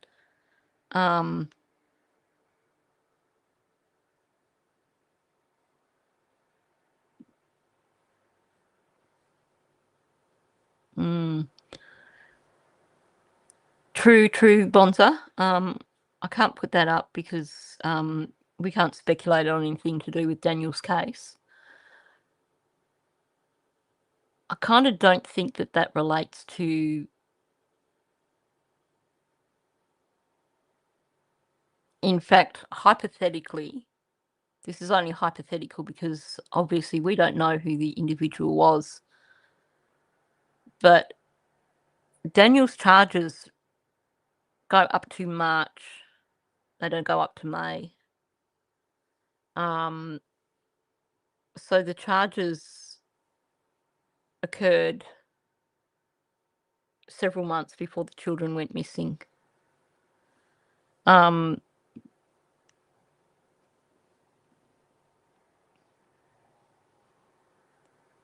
Yeah, the kids, Justin crying uncontrollably. Logan saying, even my father cried. We've got Janie and apparently Logan saying they don't blame you or something. And Janie going something along the lines of, you know, had I paid attention to them or something, this never would have happened.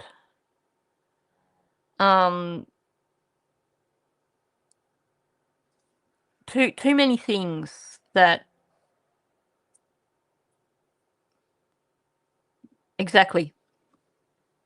If Malaya did anything to the children, they would have thrown her in it straight away. Daniel doesn't have the same loyalty to Malaya, which is normal because in a coercive relationship, it's the victim that gets that trauma attachment. So Daniel's looking out for Daniel.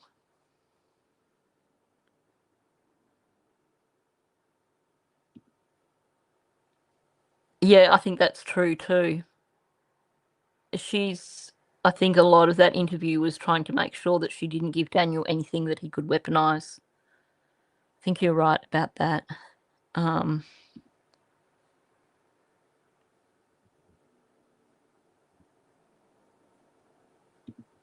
Yeah, exactly. It's Daniel's family. That's it. If I'd just gotten up to see them.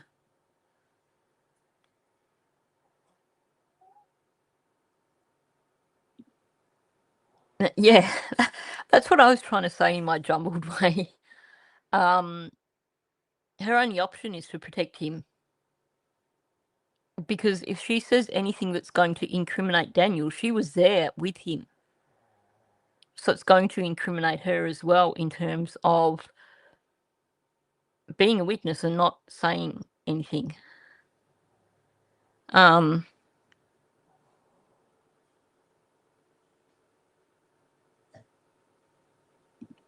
Yeah.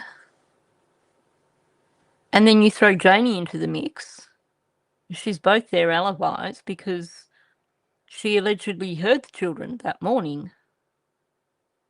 Although then we also have Janie claiming that she heard somebody shushing the children, and then she turns around and said, I didn't hear that. And you have Daniel repeating the same story. And both of them turning around and saying, Durwood made that up. Durwood lied.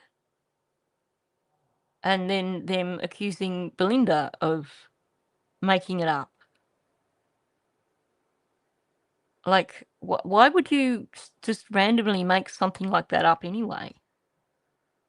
What's the gain from making up something like that? Especially when it is supporting a made-up story. Yeah, exactly. I think they're protecting Justin because they don't want him to have to answer any questions.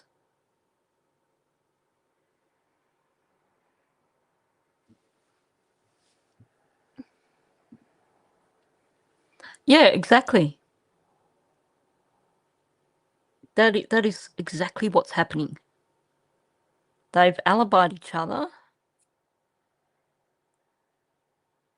And I believe that behind the scenes, something has been said in terms of them trying to lay blame on Malaya for being responsible for taking the children off the property.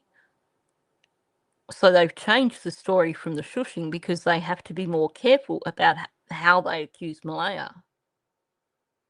So now they've taken that off the table. They have to basically try and discredit Belinda and Durwood, who've repeated it. And yet Janie herself told Belinda that's what she heard. And didn't Daniel... Yeah, he did. I remember you saying that Daniel even shushed with his finger. So Daniel told Belinda about this on the 17th. And when he did that thing with his finger as he was saying shush. He put his finger up to demonstrate the shush thing. But apparently, you know, this is all in Belinda's imagination. Because, you know, let's believe Daniel and Janie over Belinda, because, like, who's got the most to lose here?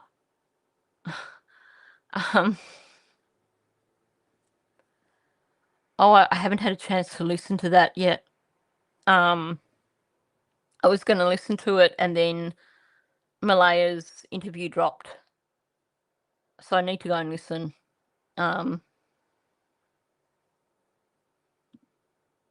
Yes, exactly. They did that right up until the documents came out, and then they changed it all. But see, I've said this so many times. When you have a visual cue in terms of something you've been told, it makes it so much harder to forget. So the fact that Daniel did do the shush thing with his finger, I would like to see Daniel come out and explain how Belinda could have possibly misinterpreted that.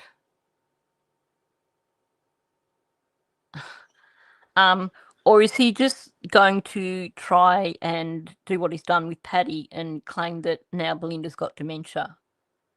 Because I think we've seen enough of Belinda on people's channels to know that that's not the case.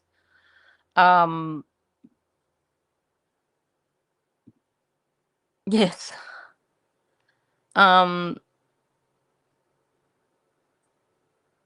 Durwood was on Hidden in the Fog again. It was about, I don't know, maybe 24 hours before Malaya's interview.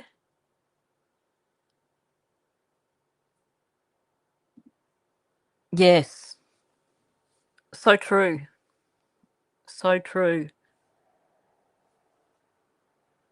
That is a good point. He didn't know what Malaya had said.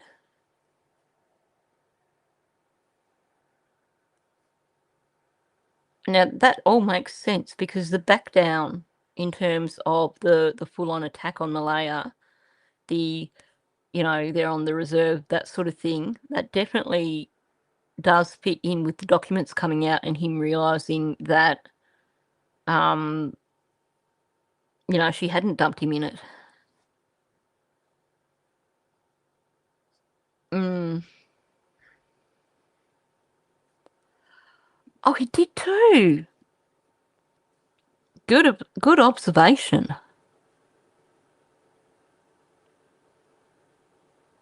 Good observation. He did too. So that's the thing with these stories. There's always a little bit of truth in them. It's just finding where that is in the first place.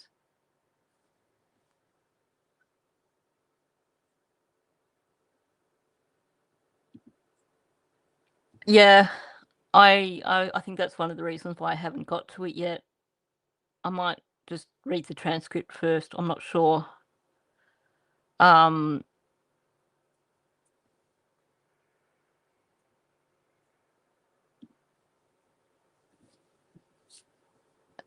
I must admit, I am wondering if we're about to see something coming up.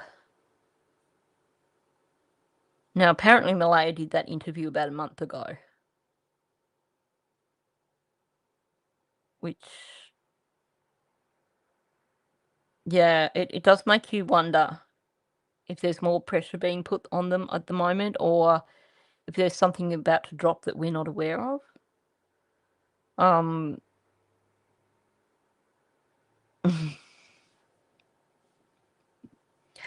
It's more of the same BS from Knotwood. Yes, I think you are correct.